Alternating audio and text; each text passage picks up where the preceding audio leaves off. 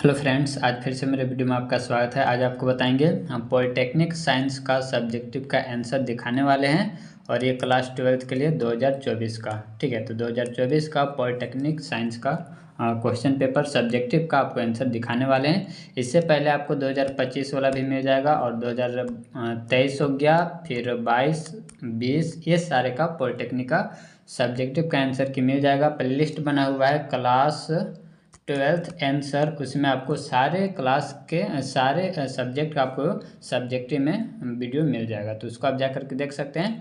और आज का सेशन आपको कैसा लगता है आप लाइक कमेंट जरूर कीजिएगा। ठीक है, तो चलिए स्टार्ट करते हैं आज का ये सेशन। और दोस्तों, अगर आपको किसी भी सब्जेक्ट का चाहिए तो आप इसी तरह से कमेंट करके हमें बताया कीजिए। तो चलिए स्टार्ट करते हैं क्वेश्चन नंबर 31 से। तो 1 से लेकर के 30 तक सारे MCQ क्वेश्चन था। ठीक है, तो पॉलिटेक्निक साइंस का जो क्वेश्चन पेपर अपलोड किए उसमें आपको ऑब्जेक्टिव का आंसर बता दिए हैं। ठीक है, और अगर नहीं अपलोड किया हुआ होगा तो आप कमेंट कीजिएगा, हम उसका भी अपलोड कर देंगे। राइट, तो चलिए स्टार्ट करते हैं क्वेश्चन नंबर 31। देखिए इसमें लिखा हुआ है क्वेश्चन नंबर 31 में गुट निरपेक्षता और तटस्थता में क्या अंतर है। तो ये रहा इसका आंसर। इसमें लिखा हुआ है गुट निरपेक्षता अंतर्राष्ट्रीय व्यवहार में स्वतंत्रता नीति का पालन एवं किसी प्रकार के सैन्य गुट या गुटबाजी से अलग रहकर स्वयं के विकास तथा विश्व शांति को सुनिश्चित करने की नीति को गुट निरपेक्षता के नाम से जाना जाता है। ठीक है, इसके बाद है तटस्थता। तो देखिए इसमें क्या लिखा हुआ है, अंतर्राष्ट्रीय स्तर की समस्याओं एवं व्यवहारों का अनुकरण नहीं करते हुए अपने व्यवहार पर विकास की प्रक्रिया को आगे बढ़ाना तटस्थता कहलाता है। ठीक है, तो इसका आपको याद रखिएगा और नोट डाउन कर लीजिएगा। इसके बाद नेक्स्ट है, देखिए अगला जो आपका क्वेश्चन है लिखा हुआ है पेरेस्ट्रोइका का क्या अर्थ है। तो पेरेस्ट्रोइका का शाब्दिक अर्थ पुनर्गठन है, जो ठहराव के युग को समाप्त करने के प्रयास में सोवियत संघ की राजनीतिक और आर्थिक प्रणालियों के पुनर्गठन का जिक्र करता है। इसके बाद क्वेश्चन नंबर 33 है। तो देखिए इसमें लिखा हुआ क्वेश्चन नंबर 33 में 2004 का ऑपरेशन ऑल क्लियर क्या था। तो पहाड़ी साम्राज्य ने 2003 में ऑपरेशन ऑल क्लियर के तहत आतंकवादियों के खिलाफ 140 वर्षों में अपना पहला सैन्य अभियान चलाया, जिसे 2004 का ऑपरेशन ऑल क्लियर कहा गया। तो ये इसका हो गया आंसर। ठीक है, इसके बाद क्वेश्चन नंबर 34, इसमें लिखा हुआ क्वेश्चन नंबर 34 में अधिकांश भारतीय रियासत के शासकों ने भारतीय संघ में अपने विलय के लिए एक सहमति पत्र पर हस्ताक्षर किया। इस सहमति पत्र को क्या कहा गया था। तो इसका आंसर ये रहा रजवाड़े का सहमति पत्र। क्वेश्चन नंबर 35 है, इसमें लिखा हुआ भारत में आपातकाल किस प्रधानमंत्री द्वारा लागू किया गया था तथा यह किस वर्ष लागू किया गया। तो भारत में जो आपातकाल लागू किया गया था वो 25 जून 1975। ठीक है, 25 जून 1975 में, और 1975 में जो प्रधानमंत्री थी वो इंदिरा गांधी थी। ठीक है, तो इंदिरा गांधी, तो यहाँ पर भी यहाँ तो राजीव गांधी लिखा, इंदिरा गांधी द्वारा लागू किया गया था आपातकाल भारत में कब, 25 जून 1975 को। इसके बाद क्वेश्चन नंबर नेक्स्ट है, क्वेश्चन नंबर है 36। इसमें लिखा हुआ है तीसरा विश्व किसे कहते हैं। ठीक है, तो आपका इसका आंसर हम दिखाते हैं। इसका आंसर इसमें लिखा हुआ शीत युद्ध के दौरान विश्व दो गुटों में बटा था, पूर्वी गुट तथा पश्चिमी गुट, जिन्हें पहला और दूसरा विश्व के नाम से जाना जाता था। 1947 में एशिया, अफ्रीका तथा लैटिन अमेरिका के 9 स्वतंत्रता देशों ने इस दोनों गुटों से अलग रहने की नीति अपनाई। इन देशों को ही तीसरा विश्व के नाम से जाना जाता है। मतलब दो गुट में तो बट गया था, पूर्वी गुट और पश्चिमी गुट, लेकिन ये एशिया हो गया, अफ्रीका हो गया और लैटिन अमेरिका, ये दोनों गुटों से बाहर रहने की फैसला की थी, तो इन्हीं को कहा जाता है तीसरा विश्व युद्ध के नाम से जाना जाता है। ठीक है, इसके बाद अगला क्वेश्चन है, क्वेश्चन नंबर 37 है। इसमें लिखा हुआ किस वर्ष और किन के बीच पंजाब समझौता पर हस्ताक्षर हुआ था। तो सन 1985 में तत्कालीन प्रधानमंत्री राजीव गांधी और शिरोमणि अकाली दल के तत्कालीन अध्यक्ष संत हरचंद्र सिंह लोगवाल के बीच पंजाब समझौता पर हस्ताक्षर हुआ। तो आप इसको याद रखिएगा। इसके बाद क्वेश्चन नंबर 38 है। देखिए इसमें लिखा हुआ क्वेश्चन नंबर 38 में भारत में वैश्वीकरण के 2 सकारात्मक प्रभावों को लिखें। तो ये रहा इसका आंसर। इसमें लिखा वैश्वीकरण के आर्थिक पक्ष का अर्थ है किसी अर्थव्यवस्था को विश्व बाजार के लिए खोलना तथा अपनी अर्थव्यवस्था का विश्व के अन्य अर्थव्यवस्थाओं से परस्पर संबंध स्थापित करना। ऐसी व्यवस्था से आज किसी भी देश को अर्थव्यवस्था को उन्नत बनाकर अन्य अर्थव्यवस्थाओं को मजबूत बनाया जा सकता है और विकास का आधार बनाया जा सकता है। ठीक है, तो ये रहा 38 का आंसर। इसके बाद है सेक्शन बी। देखिए इसमें क्वेश्चन नंबर है 39। देखिए तो क्वेश्चन नंबर 39 में लिखा हुआ है विदेश नीति प्रायः राष्ट्रीय हितों से प्रभावित होती हैं।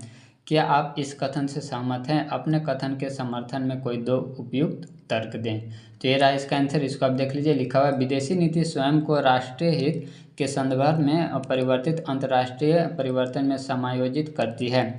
विदेश नीति राष्ट्रीय हित को मजबूती प्रदान करते हैं। यह समाज के समन्वित एवं सर्वसम्मति पर आधारित मूल्यों की अभिव्यक्ति होते हैं। इसके बाद क्वेश्चन नंबर है 40 में है श्वेत क्रांति क्या है? उस व्यक्ति का नाम बताएं जिसने यह क्रांति शुरू की। ठीक है, तो इसका आंसर दिखाते हैं। ये रहा आंसर। इसमें लिखा हुआ श्वेत क्रांति का संबंध दूध उत्पादन या डेयरी उद्योग से है। श्वेत क्रांति को ऑपरेशन फ्लड भी कहा जाता है। इसका प्रारंभ गुजरात के आनंद जिले में डॉक्टर कुरियन द्वारा किया गया था। तो इसको आप याद रखिएगा और आप कमेंट करके बताइएगा कि श्वेत क्रांति कब चलाया गया था। ठीक है, नंबर 41 है। इसमें लिखा हुआ है सोवियत प्रणाली क्या थी? आंसर इसको आप लिख लीजिएगा। ठीक है, तो इसमें लिखा हुआ है रूस में हुई 1917 ईस्वी की समाजवादी क्रांति के फलस्वरूप समाजवादी सोवियत गणराज्य अस्तित्व में आया। यह क्रांति समाजवाद के आदर्शों और समता मूलक समाज के जरूरतों से प्रेरित थी। यह क्रांति वस्तुतः पूंजीवादी व्यवस्था के विरोध में हुई थी। सोवियत प्रणाली की विशेषताएं हैं, तो ये सब आप नोट डाउन कर लीजिएगा। ठीक है, ये रहा बाकी का भी आंसर। इसको आप अच्छे से लिख लीजिएगा। ठीक है, चलिए इसके बाद हम लोग देखते हैं क्वेश्चन नंबर 42 है। इसमें लिखा हुआ वैश्विक पर्यावरण पर किन्हीं 3 खतरों का उल्लेख करें। तो ये रहा इसका आंसर। इसको आप देख लीजिएगा। ठीक है, तो वीडियो को रोक करके आप अच्छे से लिख लीजिएगा। गया इसका आंसर। इसके बाद अगला क्वेश्चन है, क्वेश्चन नंबर है 43। इसमें लिखा हुआ सामाजिक और आर्थिक न्याय का क्या अर्थ है? नंबर 44 है। तो क्वेश्चन नंबर 43 का टाइपिंग छूट गया, इसका आंसर नहीं लिखा पाए, तो इसको आप कर लीजिएगा। और नहीं तो प्रीवियस ईयर जो करवाएंगे उसमें भी सब्जेक्टिव पूछा हुआ है, राइट, तो उसमें आपको हम बता देंगे। ठीक है, चलिए इसके बाद हम देखते हैं क्वेश्चन नंबर है 44। देखिए इसमें लिखा हुआ है सामूहिक आत्मनिर्भरता और दक्षिण वार्तालाप क्या है? नंबर 45 है। तो इसमें लिखा हुआ है पाकिस्तान में लोकतंत्र के मार्ग में क्या बाधाएं हैं? तो ये रहा इसका आंसर। इसको आप नोट डाउन कर लीजिएगा। क्वेश्चन नंबर 46 में लिखा हुआ महिला सशक्तिकरण से संबंधित किसी एक आंदोलन की व्याख्या करें। तो ये रहा आंसर। इसको आप नोट डाउन कर लीजिएगा। ठीक है, इसमें लिखा हुआ ताड़ी विरोधी आंदोलन महिलाओं का एक स्वतः स्फूर्त आंदोलन था। ये महिलाएं अपने आस पड़ोस में मदिरा की बिक्री पर पाबंदी की मांग कर रही थी। वस्तुतः ग्रामीण महिलाओं ने शराब के खिलाफ लड़ाई छेड़ रखी थी। यह लड़ाई माफिया और सरकार दोनों के खिलाफ थी। सन 1992 ईस्वी के सितंबर और अक्टूबर माह में इस आंदोलन ने ऐसा रूप धारण किया कि इसे आंध्र प्रदेश में ताड़ी विरोधी आंदोलन के रूप में जाना जाता है। इसके बाद है सेक्शन सी। ठीक है, तो ये रहा क्वेश्चन नंबर 47। इसमें लिखा हुआ राज्य पुनर्गठन आयोग का क्या काम था? इसकी प्रमुख सिफारिशें क्या थी? ये रहा आंसर। इसको आप नोट डाउन कर लीजिएगा। ठीक है, तो आप अच्छे से देख लीजिए कि क्या इसमें लिखा हुआ है। चलिए इसके बाद और भी आपको दिखाते हैं। तो ये रहा बाकी का भी आंसर। वीडियो को रोक करके आप नोट डाउन कर लीजिएगा। ठीक है, क्योंकि लंबा क्वेश्चन आंसर है, तो पढ़ेंगे तो बहुत ज़्यादा टाइम लगेगा। जो छोटा छोटा था उसको तो हम पढ़ दिए। ठीक है, तो ये रहा आपका आंसर। इसके बाद क्वेश्चन नंबर 48 है। इसमें लिखा हुआ हरित क्रांति क्या थी? हरित क्रांति के 2 सकारात्मक और 2 नकारात्मक परिणामों का उल्लेख करें।